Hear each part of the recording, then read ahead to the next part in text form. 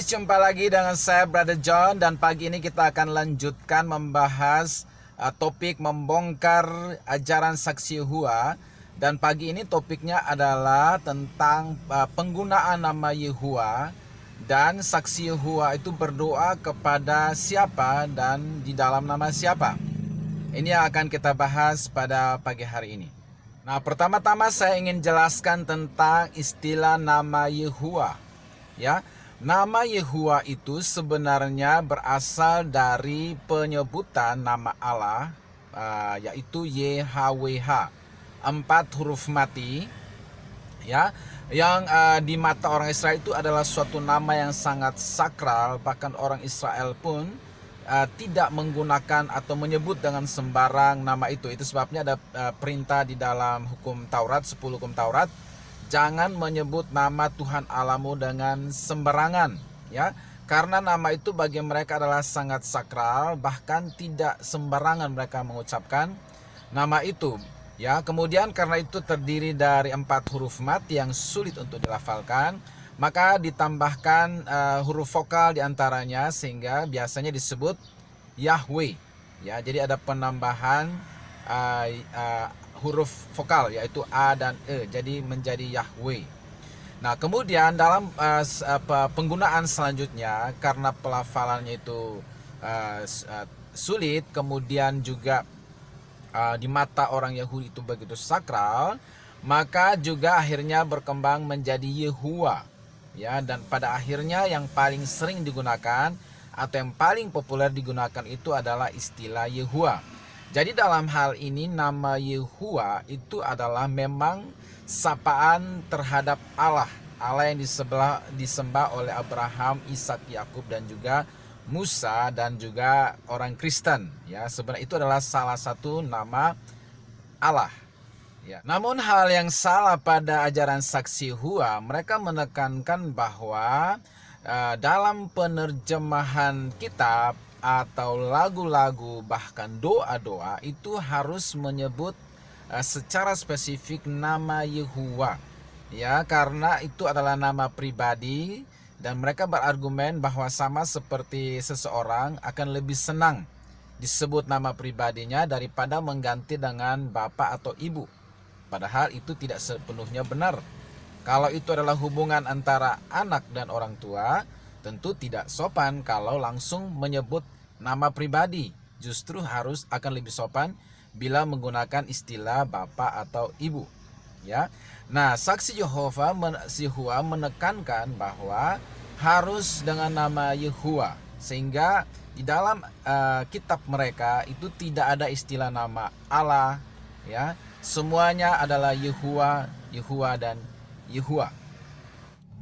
Nah, pantahan yang pertama adalah bahwa istilah Yahweh atau Yehuwa itu tertulis dalam kitab Perjanjian Lama, di mana bahasa aslinya itu adalah bahasa Ibrani.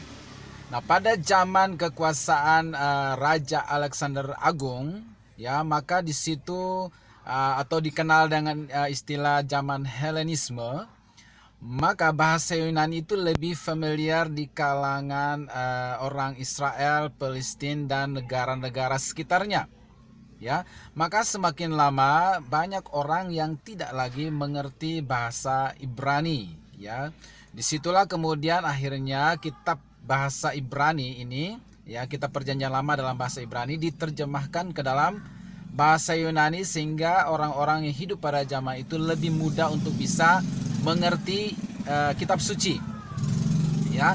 Maka hasil terjemahan itu disebut dengan istilah Septuaginta.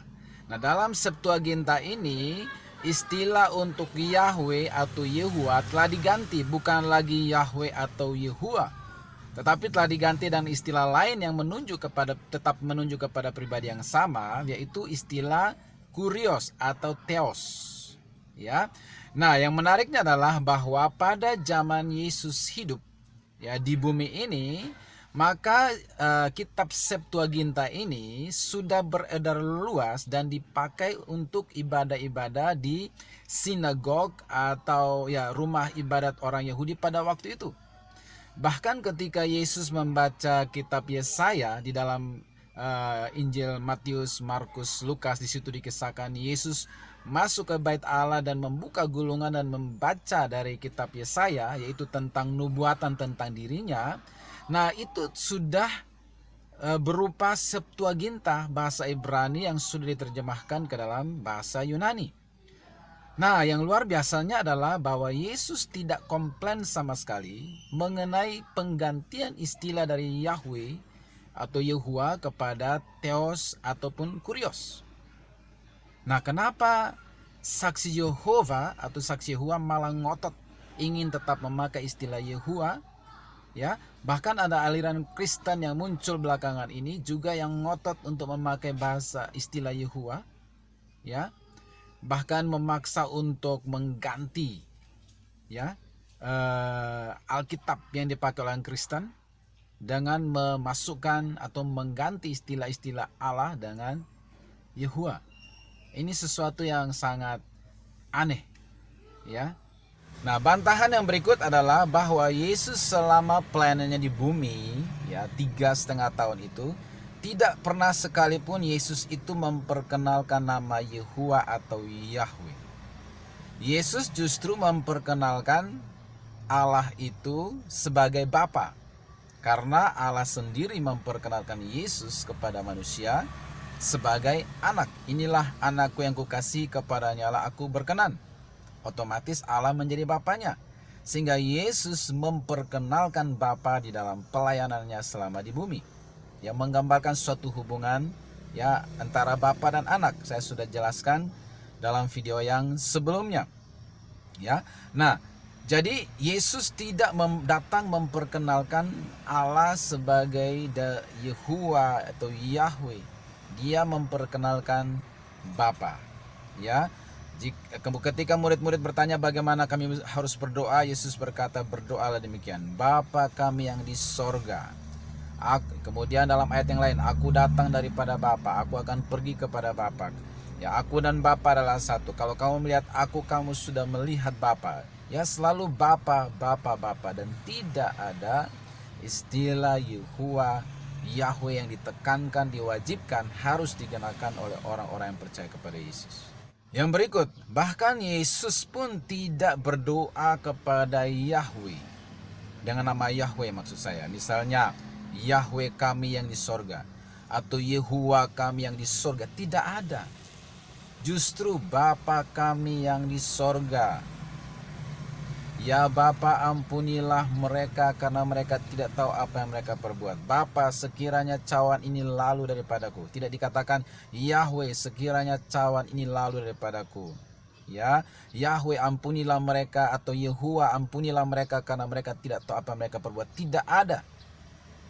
Melainkan dengan Bapa. Bapa itu nama yang diperkenalkan oleh Yesus sendiri, anak Allah.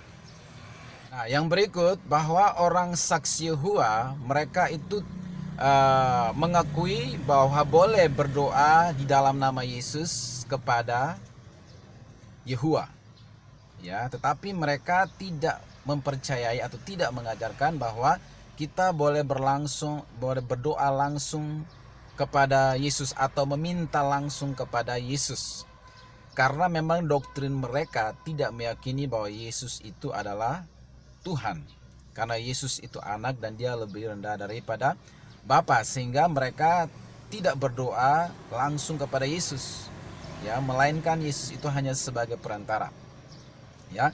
Sementara di dalam Yohanes pasal 14 ayat 13 dan 14 itu dikatakan bahwa, dan apa juga yang kamu minta dalam namaku, aku akan melakukannya, supaya Bapa dipermuliakan di dalam anak. Jadi apapun juga yang kamu minta kepadaku di dalam namaku, aku akan melakukannya. Yesus akan melakukannya, ya. Jadi orang Kristen boleh berdoa langsung kepada Tuhan Yesus karena dia juga adalah Tuhan, ya. Dia adalah firman yang menjadi manusia. Dia setara dengan Allah. Kita kalau berdoa kepada Tuhan Yesus itu sama dengan berdoa kepada Allah, karena mereka adalah satu. Aku dan Bapa adalah satu, kata Tuhan Yesus. Jadi berdoa kepada Tuhan Yesus itu sama dengan berdoa kepada Allah Bapa, kepada Yahweh atau kepada Yehuwa. Ya.